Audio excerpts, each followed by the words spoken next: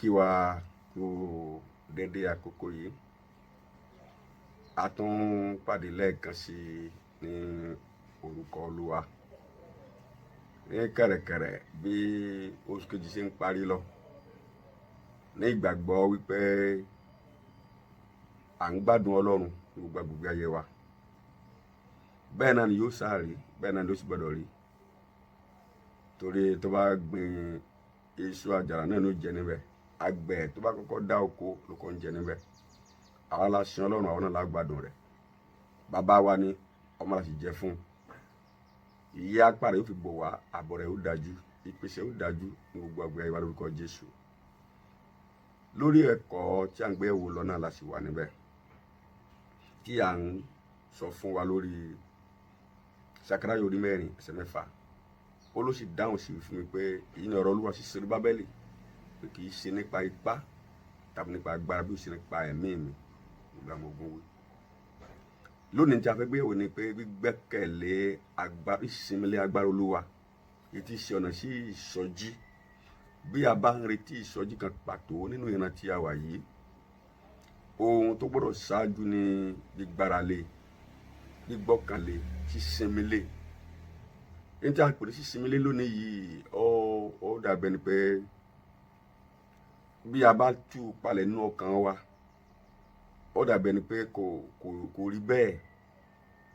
Ó dàbẹ̀ nígbà tí a bá ní nǹkan láti fi ṣe nǹkan kan la máa ń gbẹ́kẹ̀lé Olúwa.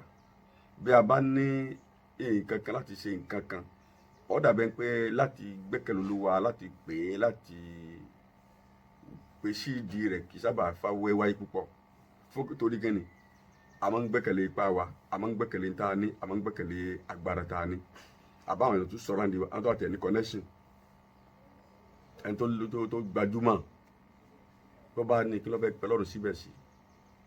Tó bá kó tó tàkàbá yìí, ó ti délẹ̀, kó tó tàkàbá ó ti débẹ̀. Ó rí pé ọ̀pọ̀lọpọ̀ àwọn program láti lónìí tí ó ṣẹ̀ nílò àdúrà, kó àti ẹni gbàdúrà rárá. Tí àdúrà sì ní, ó ń sọ nípa gbẹ́kẹ̀lé Ọlọ́run. Ẹ̀bẹ̀ wo ẹni tó jẹ́ pé ń lé nǹkan kan, ẹni tí ń wà nǹkan kan, olórí tó jẹ́ ìpòǹgbẹ́ rẹ̀, ẹ wò bá ti mọ̀ lọ síwájú Olúwa. Yẹ jẹ́ mọ̀ pé bí a bá di ẹnu wa táyì gbàdúrà, àpẹẹrẹ pa àgbẹ́kẹ̀lé ni. Torí àdúrà ni gbígbẹ́kẹ̀lé Ọlọ́run. Ọ̀kan nínú ìtumọ̀ àdúrà nìyẹn. Ipe ìtumọ̀ tèmi nìyẹn o. Pa gbẹ́kẹ̀lé ni àdúrà jẹ́. Torí tó bá yí pé kì í ṣe pa gbẹ́kẹ̀lé àdúrà jẹ́, ìyẹn ni pé tí ẹ̀ bá kọ gbogbo tó ní gbogbo ilé ní gbogbo Áfíríkà, tó ní gbogbo ilé nílùú kọ́ńtínẹ̀tì mẹ́fẹ̀ẹ̀fà ló wà lónìí, ìlú aláwọ̀ funfun 5 Áfíríkà dúdú kan, tó ní gbogbo ilé, tó ní ìṣòsí, tó ní business, kí ló tó fàdúrà ṣe mọ́. Ṣáwá lè dé ipò kan tó jẹ́ pé lónìí torí pé bóyá gbogbo iṣẹ́ ìrànṣẹ́ la ní, gbogbo ẹ̀bùn la ní, àbá ní gbàdúrà mọ́. Tí gbogbo ẹjẹ́ pé ìta ń gbàdúrà fún ni pé ń gbàdúrà tá a bá láti rọ́nà àbáyọ, táwọn wá sórí ire, tá a rí légbé, tá a róúnjẹ jẹ, tá a sì ṣàìsàn, àti kò sí àdúrà mọ́ nìyẹn. Bọ́ bá dé pé bí a ti ń gbé pẹ̀lú Ọlọ́run nìyẹn, ẹ jẹ́ ká tún èrò wa pa. Àdúrà yìí ṣe pé ńgbà tá a kàn ní ìdí rẹ̀, bí a bá rẹ tó ń gbàdúrà nígbà tó kàn ní ìdí nǹkan kan, Olúwa ti bẹ̀rẹ̀ àdúrà torí kò sinmi lé Ọlọ́run. Ló jẹ́ pé oníkà máa gbàdúrà láì sinmi. Nígbà tá a tẹ̀ ní nǹkan gangan, tá a ní nǹkan kan tá a fẹ́ ṣe gan, a tún fi lé Ọlọ́run lọ́wọ́, àpẹẹrẹ pa gbẹ́kẹ̀lé. Ẹ wo oyè for instance, ní ìsìn tó pàtó yọ torí pé ọmọ ní mọ́tò, bàbá náà ní mọ́tò, torí pé ó tó á ní mọ́tò yẹn, ó fẹ́ jáde nílé kò sọ fún bàbá ẹ̀, ó fẹ́ travel kò sọ fún yẹ, àbọ̀ fẹ́ tẹ̀ jáde kan sọ kò sọ fún ìyàwó àbọ̀kọ rẹ̀. So ọyọ pé o láǹfààní, o free láti ṣe tó wù ọ́ fúnra rẹ̀, láti sọ fẹ́ lòmíì, àpẹẹrẹ respect ni. Ètò ẹ̀sìn pè ní ìrẹ̀lẹ̀, ó ní respect. So bí n bá di Olúwa, ìyẹn ni pé mo rí pé agbára mi ò lè ṣe. Mo nílò agbára Ọlọ́run kó kún mi nínú rẹ̀, bó jẹ́ pé mo ní nǹkan láti ṣe. Sábà wo oríṣiríṣi ìgbéraga ló wà lónìí. Ìgbéraga ti èèyàn, ìgbéraga tó ìlú, ìgbéraga tẹ bí, ìgbéraga tó ẹ̀sìn, ìgbéraga tó orílẹ̀-èdè, ìgbéraga everywhere. So bí a bá ní agbẹ́kẹ̀lé, ìyẹn ni pé a mọ̀ pé a lè ṣe nǹkan kan láì sí rẹ̀. Ipa méjì ni o. Ìdàkasù kí a sọ fọ́lọ́run pé Olúwa, báwo ni kí n ti ṣe? Have your way, O Lord. báwo ni kí n ṣe kíní yìí o àbíkọ́ náà sọ pé ṣé lọ́nà ara rẹ̀ ọ̀hún nǹkan méjì yẹn níbẹ̀ wá jẹ́ nìkankan wa olùbọ́lọ́run olùbáwọn ní ṣe o àlùwà ni nígbà míì olùwà ni ṣé lọ́nà ara rẹ̀ torí pé àsìtì ní agbára àti ní ipá láti ṣe òbí náà máa ń sọ̀rọ̀ bẹ́ẹ̀ nígbò ṣe tànà ṣó fi lọ mí ni eléyìí náà ni lọ sí lọ́nà ara rẹ̀ tí wọ́n wá rí i pé tọ́ba ní problem bá wà lọ́sẹ̀ fi lọ òbí rẹ̀ tó jẹ́ pé ó fi àìfinipéni àfinipéyàn tí àrùkọ sábà ń tẹ́wọ̀ lù bí màá ń ṣe sọlọ́run ìdí nìyẹn tí òfin sísọjí lónìí yìí tí n ta wá gbé kalẹ̀ lọ́nà ara wa ẹ̀mí mọ́sí ní ẹ̀mí ìsọjí ni nígbà tẹ́ni ọba mẹ́sì nígbà ìsọjí ti fẹ́ wá anáwó lé lórí arìnrìngí lórí rẹ̀ apọblisáìsì ẹ̀ apókìkí ẹ̀ táwọn èèyàn gbọ́ tìlú mọ̀ ṣùgbọ́n ipa rẹ̀ dà nínú ayé àwọn èèyàn nínú ìlú nínú ayé àwọn tó wá nínú ìjọ gan torí pé àṣẹ lẹ́mìí mímọ́ àṣẹ mi lé ọlọ́run ó dẹ̀ ní kì í ṣe pé nípa ẹgbẹ́ agbára ń bọ̀ wọ́n láti wá fi hàn pé nítòótọ́ kì í ṣe nípa agbára àbí ipá bí ìṣe nípa ẹ̀mí ọlọ́run nínú gbogbo àwọn ètò tá a gbé kalẹ̀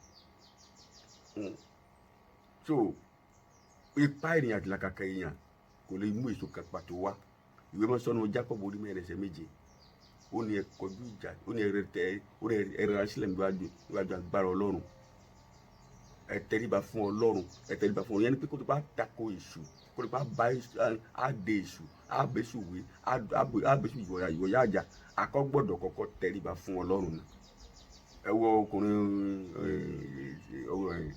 Centurion yẹn ológun yẹn tọ́lọ́ bá Jésù tọ́mọ ọmọ òun ṣàìsàn Jésù ti já lọ onínú kan sọ̀rọ̀ ní aláṣẹ lèmi náà àwọn kan bẹ níwájú mi èmi náà àwọn kan sì bẹ̀rẹ̀ tèmi náà mo sì máa ṣe tí mo máa ń pa fáwọn tó ń tẹ̀lé mi ìyẹn pé òun náà ń tẹríba fáṣẹ dẹ́yìn àwọn náà ń pàṣẹ fáwọn kan tá a bá máa pàṣẹ fún àwọn kan ní tó ọ̀pọ̀lọpọ̀ Kristiani fi léṣù jáde kó lè bẹ́ṣù wí kó lè bẹ́ṣù wọ̀ yájà torí pé àwọn èèyàn òṣìlábí àṣẹ Ọlọ́run ọkọ ó sì jẹ àyè ògbé kalẹ̀ sí ni pé tẹríba fún mi dẹ́yìn ẹ wá kọjá ṣèṣù ẹ kọjá sẹ́mi àìmọ̀ ẹ bá wọn wí àwọn ó sì sà bá a bá tẹríba fún gbọ́dọ̀ àti fẹ́ rí ipa nítorí kí yá ṣe so ó ní tá a bá ní àní ìrẹ̀lẹ̀ yẹn ni pé ète wa èrò wa mẹ́tọ̀dì wa àtọ̀nà tá a mọ̀ gba ṣe nǹkan àti kólẹ̀ ní Ọlọ́run tí a la fẹ́ gbà o ọ̀nà tí a la fẹ́ o bó ti fẹ́ ká ṣe là ń béèrè o bó ti fẹ́ ká ṣe là ń wá ojú rẹ o program mélòó là ń ṣe lónìí tá à ń wojú Ọlọ́run program mélòó là ń ṣe lónìí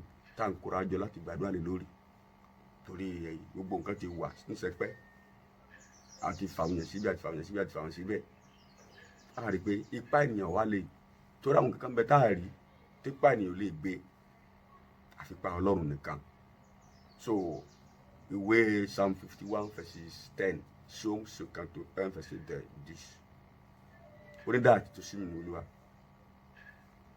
kí o sì tún ọkàn títún ṣe sínú mi àyà títún dá sínú mi Olúwa Psalm 51 verses 10 so ohun tá a nílò àtàdúrà tá a nílò lónìí nìyẹn wípé kí Ọlọ́run kó dá àyà títún sínú wa àyà tó ń páyà rẹ̀ àyà tó ń gbẹ́kẹ̀lé àyà tó ń fi ohun gbogbo lọ kó tó bá ṣe àyà tí ó ń retí ìsọjí wípé nípa ṣíṣinmi lé ní ìsọjí ó gbé wa ló fi wá Ọlọ́run àánú kò fi àánú rẹ̀ yí wa ká bí ẹ̀wù kó fi wọ̀ wá bí ẹ̀wù kó fi wọ̀ wó fi ṣe wá lọ́jọ́ ká mọ̀ ra àánú ká mọ̀ gbénú àánú agbára wo lè ṣe níbi tí ó gbẹ́nuwájú rẹ̀ yẹn fi lé Ọlọ́run lọ́wọ́ ó rí pé Ọlọ́run fara hàn bẹ́ẹ̀ lórúkọ Jésù lọ́wọ́ wa ẹ pín ọ̀rọ̀ yìí Ọlọ́run yóò bùkún yín lórúkọ Jésù lọ́wọ́ àmín.